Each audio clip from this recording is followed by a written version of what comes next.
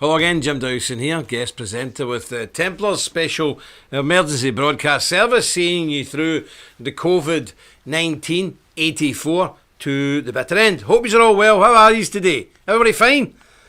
Well, I feel much better, so at least one of us is doing okay.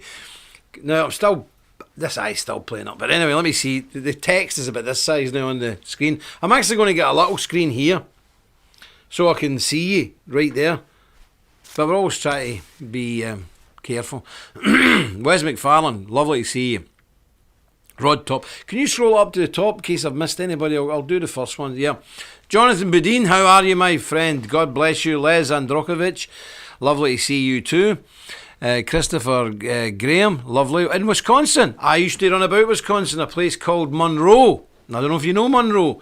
And a wee town called Argyle as well. I used to be all round there doing a bit of outdoor preaching work and anti-abortion stuff.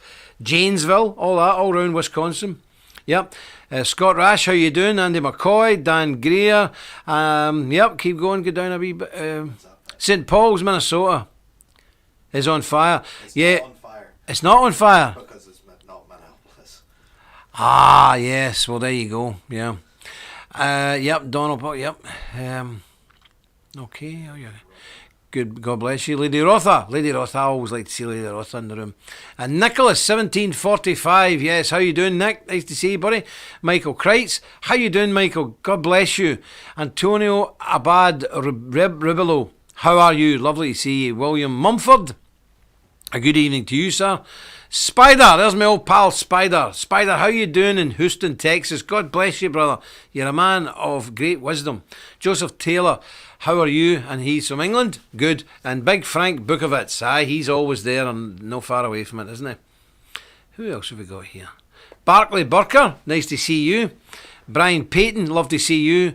Rod Top, God bless you, from North Dakota. Stephen Ash. Yeah, my eyes are kaput, Stephen, but I feel better. I feel marvellous. I feel on fire for the Lord.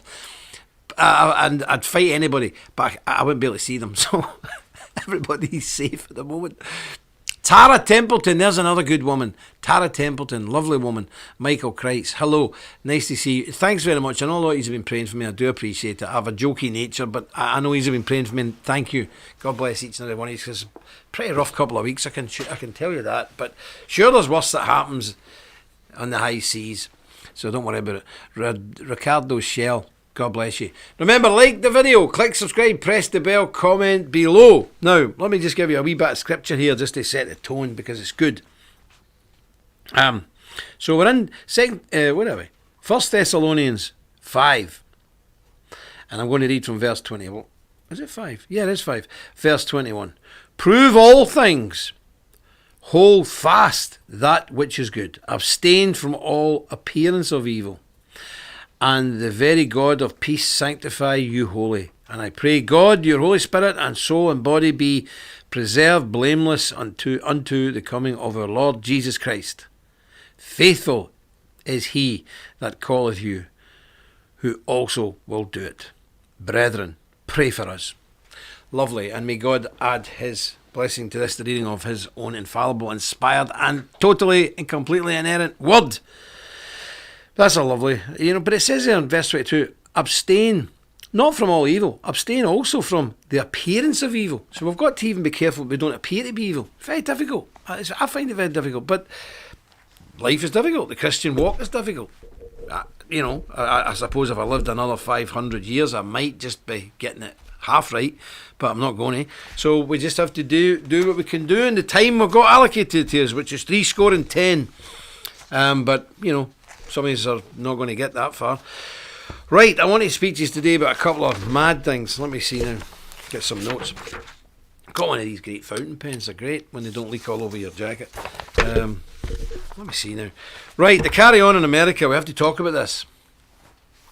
We have to talk about what's going on in America with this, because cities are now going up in flames and people are going absolutely mad.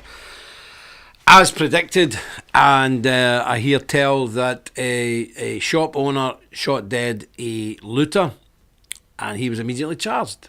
This is a problem when you get in this victim culture. And look, anybody who knows me and known me for a long time know that I don't do race politics. I don't like it. God made all men in His image and likeness. I don't like it, but I cannot ignore the elephant in the room. I cannot. It would be cowardly, and I'd be shirking my duty. The fact of the matter is, 99% of the people smashing up the shops and stealing everything are African Americans, and the people who own the shops are not. I'm not saying some African American shops as well have been looted because these other people have no respect. But generally, that's what we're looking at. We're looking at race attacks here. Let's get it out here. Let's put it out on the table. Let's talk about this, okay? It's okay picking on our own folk all the time, but we have to sometimes throw a curveball, and we have to deal with things that are deeply uncomfortable. Yes, and I will be decried as a racist. I don't really care because God knows I'm not racist. I know I'm not racist. I'm a racialist. I think we should stick to our own if possible.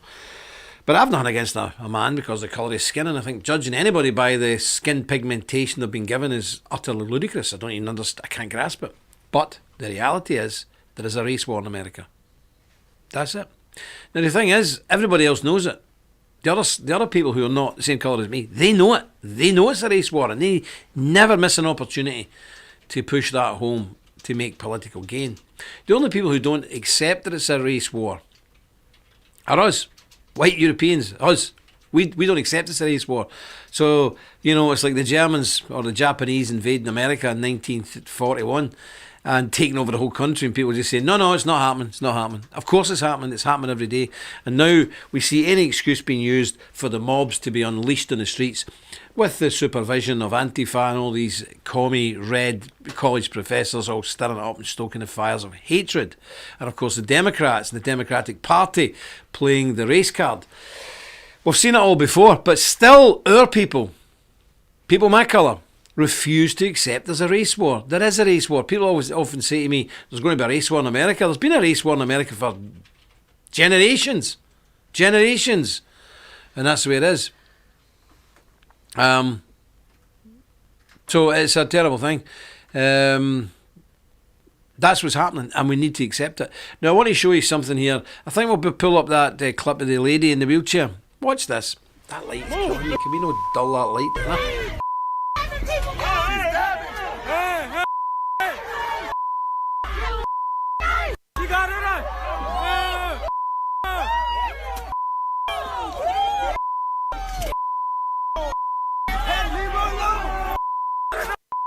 There you go. And can you imagine these scenes? Can you imagine this if this was an elderly, crippled black lady and a group of white youths done that way? There would be gunfire all over America. Watts and all these places, Chicago, Detroit would be burning. You would see it from space. National Guard would be on the streets. This is what we're up against today. This is what we're up against. And nobody's saying a word because everybody's a coward, everybody's frightened. Well, I'm fed up with it. And, we have to fight whoever comes at us. And if the people who happen to come at us are of a certain colour, we fight them. Doesn't matter to me. I don't care. And there's a problem here. There is a problem in American and British society, European society. We've got the same thing here. There's certain groups of people who are untouchable. You cannot touch them, or else you're called names. Well, I don't think we should be worried about being called names. What we should be worried about is protecting our people and our property. And Templars who are out there, they know their duty. And it's up to good men to stand in the gap and help the police and help the authorities and the forces of law and order to secure your area. So you have a duty. If this thing is coming near you, these kind of scenes, you have a duty to volunteer your services to the forces of law and order. They might not need you, but they might. And that's what we should do as decent, good, God-fearing people. See some Neville. How you doing, Neville? Nice to see you. Marty. God bless you. Jane, how you doing? Yep, some good people in. Excellent. But we have to stop being frightened of criticising people because of the colour of their skin. Look at London, the London riots 2011. It was basically a race riot. It was black people attacking white people and attacking white-owned property. I'm sorry if that's uncomfortable for people, but that's what happened. And I think our brother's going to show us a picture. What's this here we're looking at here? Is this America or Britain? These, aye. 2011. Yeah, show people that. I mean, this is what we had to put up with. We had to put up with this in London. Mobs, unarmed mobs of Africans burning down whole streets in London while the police just stood and done nothing. Didn't even charge them. And then when the police did try to intervene, these guys beat up the police and the police ran away. If you do a riot like this in Ireland, in Belfast, the police come out and fire plastic bullets at us, put water cannons on us, and if that doesn't work, they fire live rounds at us and kill us. So how come this happens in a part of the UK, Northern Ireland, but it doesn't happen in London? You know? Are our lives in Northern Ireland less valuable? And it's the same in America. And are white people's lives less valuable in America and London? Do white people not count? You know, the only people who cannot be proud of their ethnicity are white people. You have Black Lives Matter. You have Black and Proud, Black Power. Imagine if you started an organisation up called White Power. It'd shut you down. But what happens in America or Britain when you have, Black Power? You get a grant from the local authority. The local mayor gives you £20,000 or $20,000 to promote that ideology. If we do it, we're on the front page of the paper, we're doxed all over the place, our boss sacks us, and we're dragged in front of the court for race hate. If you can have black pride, you can have white pride. You can have yellow pride. Absolutely. It's absolutely disgraceful what's going on. We don't have to... I'm just going to pull Neville up there. Jesus said, don't judge. No, my friend. No. The Bible's very clear. Judge all things according to the Scriptures. Judge all things to see if they're in righteousness. Judge all things. We are called to judge all things.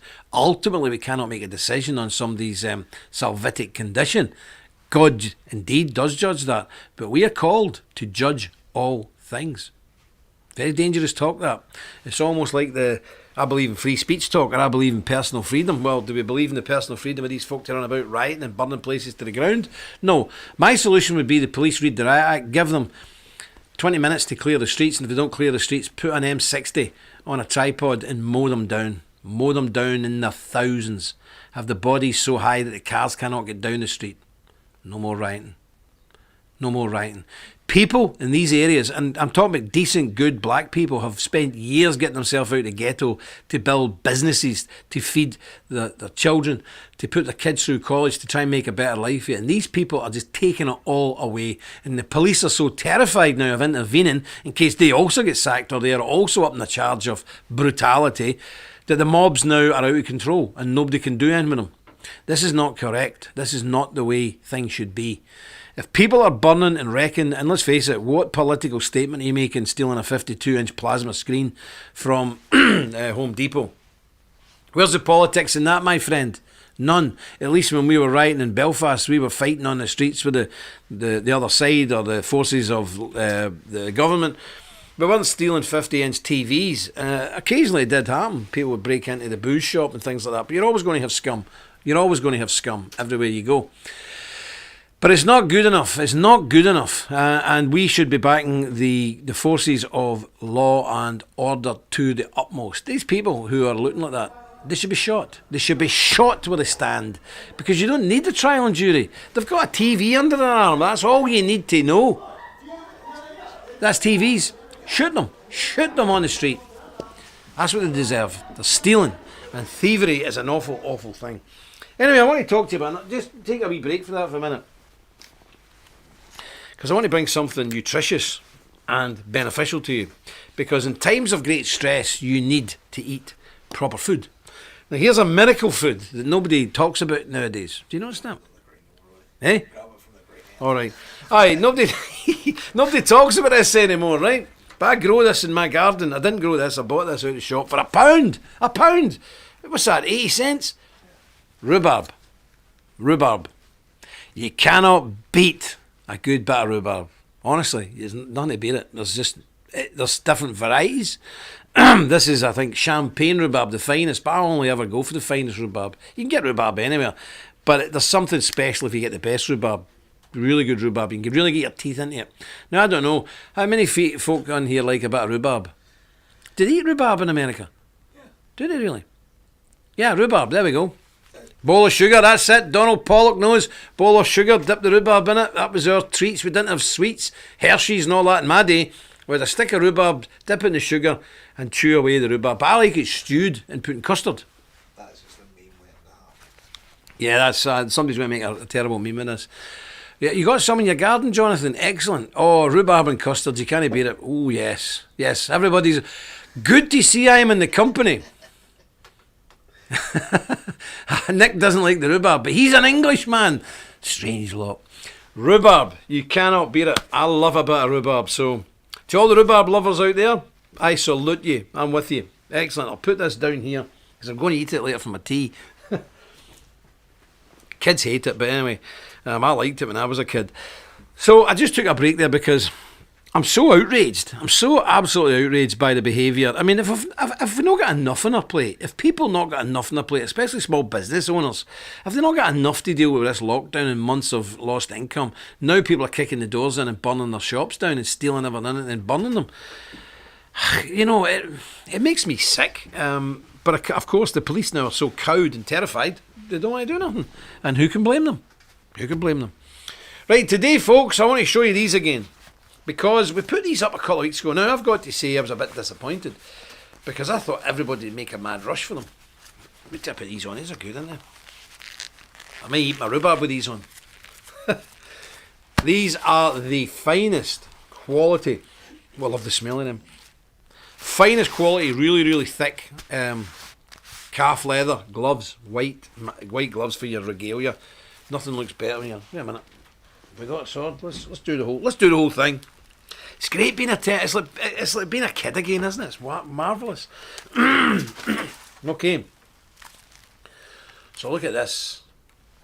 You know, look the part, don't you? You can do all this. You can do all this. You see? With the gauntlets on. Looks the part, doesn't it, with the gauntlets, ladies and gents? Nothing quite like it. Look at this. There you go. And it feels good with the gauntlets on, because these aren't cheap, nasty gauntlets. These are really, really heavy, hard-wearing, supreme quality gauntlets. But we've got loads in them. We've got a load in. I don't know what happened, but we've got loads of these gauntlets in. And they're sitting there. And it'd be very good if we could shift some. So I think our brother has got a... Oh, look, I can model something else with the gauntlets on. What a great thing, eh? So I can wield this. I can wield this battle Warhammer with the gauntlets on. So if you don't have gauntlets, try and get them, because these are really good, and we've cut them at the bone just to make sure. You won't be able to see it here, but they're all like beautiful fleece lined. I don't know if you can.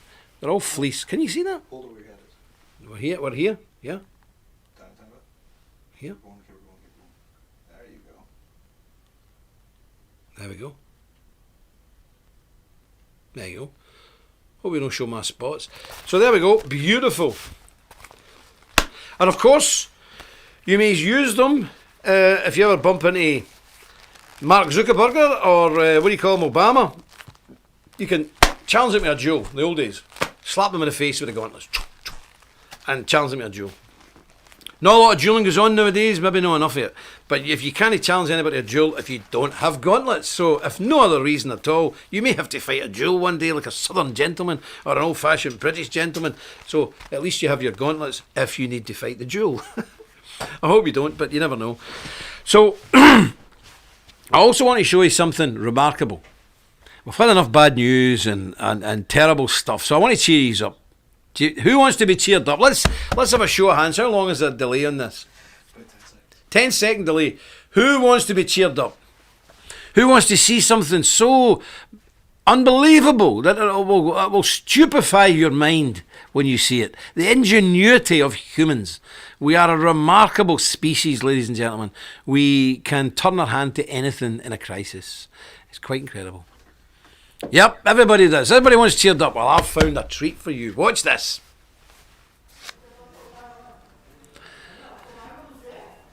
Okay, this guy is a mute, deaf, paraplegic, holding up a shop at gunpoint. Where is this? What country is this? Brazil. Think about it. This guy is a paraplegic, deaf, mute, holding up at gunpoint a shop. Look, he's got a gun on his toes. And he's very deaf. Is he cocking the thing with his toes and everything? Who's ever seen that before in your life? Who on earth has ever seen? Look at. I mean, you know, I don't like crooks and robbers, but I've got to give it to this guy. I mean, this guy. Life has dealt him a cruel hand. You know, he's deaf, he's mute, and he's. Yeah. So he put a wee note in the counter saying, "Don't cause any alarm and don't tell anybody, but I'm robbing you." And then whipped out the gun with his toes. Cocking the gun with his toes. He controls the chair with his feet. Never seen anything like it. Have you ever seen anything like that in your life? I mean, I am not promoting law breaking and holding people up at gunpoint. Absolutely not. However, think of that guy's life, the misery that guy lives in Brazil, and he's no money, and he's thought one day, do you know, I've had enough of this. He gets a gun, trundles down the street, and holds up a store, pointing a gun with his toes at the shopkeeper, cocking it and everything with his toes. I mean, whatever you say about this man, he should go to prison. Yes, he's a criminal. But whatever you say about this guy, it shows you how ingenious human beings can be and how robust human beings can be in the face of adversity. Who would believe it? You know, other people would be sitting just feeling sorry for themselves. Look what life's gave me. Woe's me, woe's me. This guy says, no, I'm going to become a robber. Okay, can't walk or nothing like that. Everything's no working, nothing's working, and I'm deaf and I'm mute. But I'm still going to become a professional stick-up man. Ah, good point, Greg. Free medical care in jail, yeah. But he could have just come in and, alright, listen, he could have just said some comments and they'd probably get to jail nowadays. But when you, exactly, as a brother's there saying, when you think you've seen everything, exactly, Michael, when you think you've seen everything the world has to offer, something else pops up, and that to me was the maddest thing I have ever seen in my life. I don't think I've ever seen anything like it, but there we go. I've just read what the note actually said. Hand over everything, don't raise attention. Yeah, that's what he put in the note. Hand over everything, don't raise attention. Where was he going to put this? Was he going to get me hook all the bags of money and goods onto his chair? And I don't know how fast those chairs go, but I don't think they would outrun a police vehicle. But who knows? I'm not an expert on handicapped stick-up merchants. I don't really know how it all works. But we're going to try and get a picture of this remarkable chap and see. Now, wouldn't it be wonderful if he was converted to the faith and then went on to tell his testimony? That would be great. Yeah, there he is. Where is he? That's his wee note. That's the note. But hold on a minute. Who wrote the note for him? He must have been an accomplice. And he had a knife on him as well. And he also had a knife. So he had a gun and a knife, just in case. Just in case. And I've heard tell now it's a fake gun. Thankful for small mercies, but yeah, it's very strange. So we've got that. Tomorrow, we're going to try and have a guest on tomorrow. Give you a bit of a break from my inane ramblings. And I think that could be really good. But yeah, we're getting crazy stuff. Yeah, somebody said there's a guy in America who shot one of the robbers, isn't it? Shot one of the robbers. Now he's been charged with killing somebody. It's unbelievable. You know, a load of hooligans, thugs, criminals rampage into your store and you shoot them and you're the one in jail. It's not right. It's just not right at all. It's terrible. It's not correct. Marty leads live. How you doing, Marty? Nice to see you, brother. There's a few new people in. Yeah, excellent.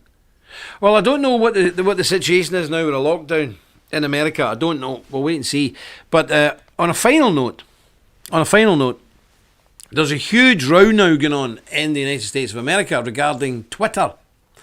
Because Twitter, Jack Dorsey, I always thought Jack Dorsey was a big band leader. But anyway, seemingly he's a busy guy. He runs a big band and he owns Twitter. But he has more or less tried to humiliate the president of the most powerful nation on the face of this earth by putting fact-checker stuff on Donald Trump's tweets. I mean, who does this guy think he is? I think President Trump's going to have to get a bit good fellas on these guys. Just drag them in. You know, put the thumb screws on them a bit. Who do these tech giants think they are? This idiot, Jack Dorsey, he runs Twitter, big deal, has a go at Donald Trump, the President of the United States of America. Who do these tech giants think they are? And now they've started bitching at each other. Facebook, little Zuckerberg has come out to try and earn brownie points from Donald and said, oh, he shouldn't have done that. This is Zuckerberg complaining about Twitter being restrictive. Hello? Is this guy for real? He's banned us. He's not just banned us, he's banned me. My face, my name is banned across the world. So 2 billion people cannot see me in Facebook. I am classified as a dangerous individual. Me, lovely wee guy. All I do in life is try and help people and consume a lot of rhubarb. That's all I do in life. But yet, Zuckerberg has banned me and Nick and a few other people and Jada. We're all banned. 2 billion people on this planet now have no access to seeing us on social media. But Zuckerberg is having a go at Jack Dorsey for daring to put fact checkers on Donald Trump's tweets. Now, he shouldn't have. I don't agree with it. I think it's terrible. But what a pot calling a kettle black when it comes to Zuckerberg, because they're all very scaredy cats now, because Trump has now come out, Donald Trump, President Trump, he has now come out and said, okay, if I can't control you guys, I'll shut you down. Big round of applause for the Donald. Big round of applause. He should have done it 2 years ago. He should have done it 2 years ago. These people have done immense damage to democracy and to reasonable debate. I've never said anything that's broke the law. The Templars have never put anything up that was illegal, that was violent, or anything like that. Never. But we had the biggest social media platform in the world, Christian world, apart from the Catholic Church. The Catholic Church was the only thing bigger than us, and we were taken down overnight. Bum. Not because we'd done anything wrong, because they said they didn't want our kind on their platform. Quite incredible. Quite incredible.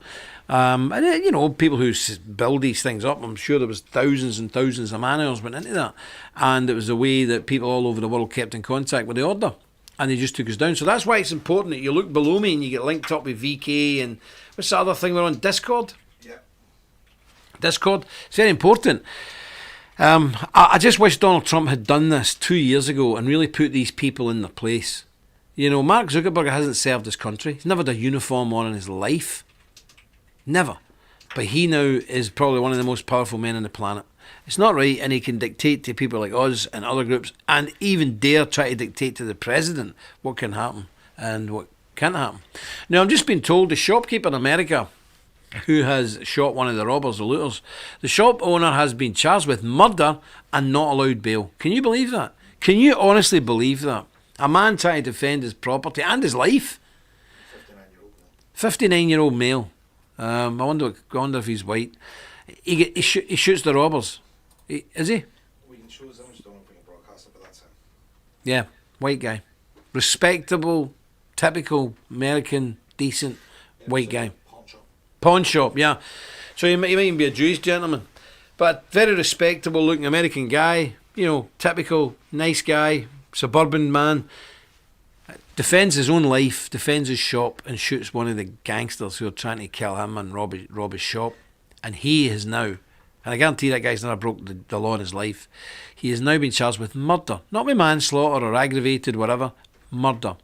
And he's been refused bail. So right now that man is in a jail full of probably all the friends of the person he shot.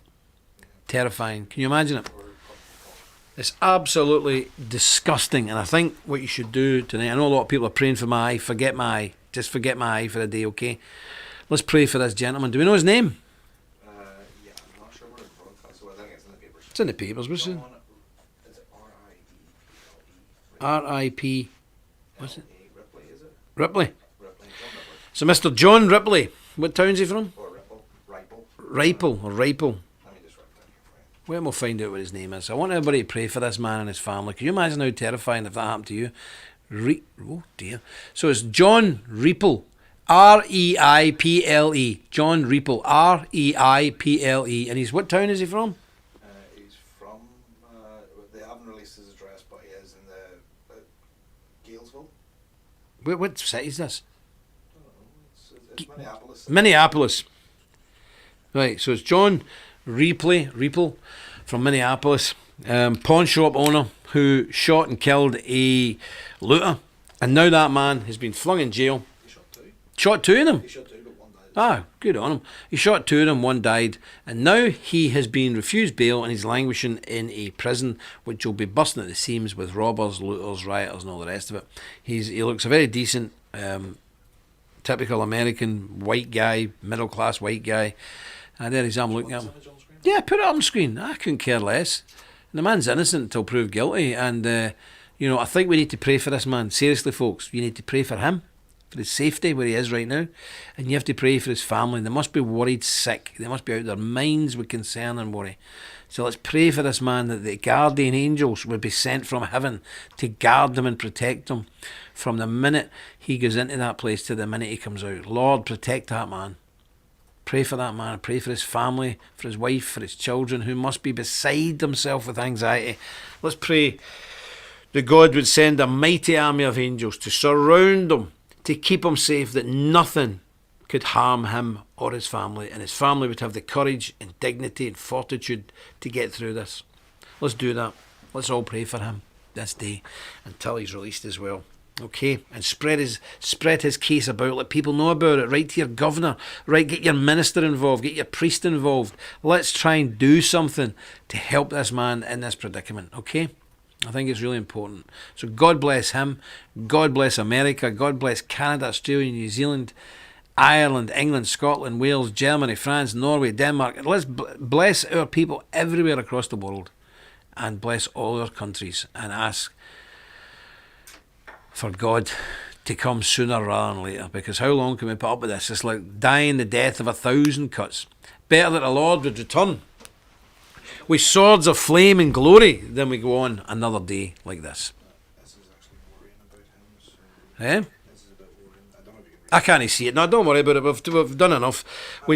People just have to pray for this gentleman. We all know the story now. We all know that what's going on. So it's incumbent upon us that we do what Christians are supposed to do and pray, because let me tell you something, praying's real. Praying is real. God hears your prayers. That's absolutely 100%.